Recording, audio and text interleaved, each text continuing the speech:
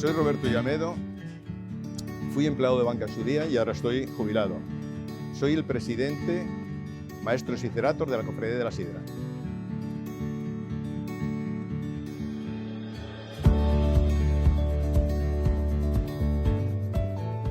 Bueno, yo nací en Nava, nací en un barrio, en el barrio bajo de Nava, el barrio Dominganes se llama. Nava tiene un olor especial. Había mucha sidra dulce, entonces cada vez que pasabas por un lagar, pues, Neñu, pasa para acá, toma un traguín y tal. Y claro, pues cuando volvías a casa, volvías ya, en fin, con tanta sidra dulce dentro. Y claro, eso fue imprimiendo un carácter, una cosa muy relativa, porque en Nava todo el mundo en esa época vivía de la sidra. Es una manera de vivir, de socializar, y esa manera es la que representa a un pueblo, y ese pueblo es Asturias.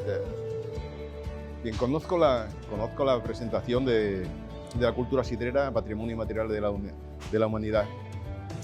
Desde luego nosotros, no solo yo, nuestra asociación, la apoya a tope. Queremos que esto sea un reconocimiento para que el resto de pueblos conozcan esta cultura, que es muy importante que sepan lo que pasa en Asturias y cómo es Asturias en esta parte tan fundamental para nosotros de la cultura sidrera. Sería un éxito total que lograse este reconocimiento por parte de la UNESCO.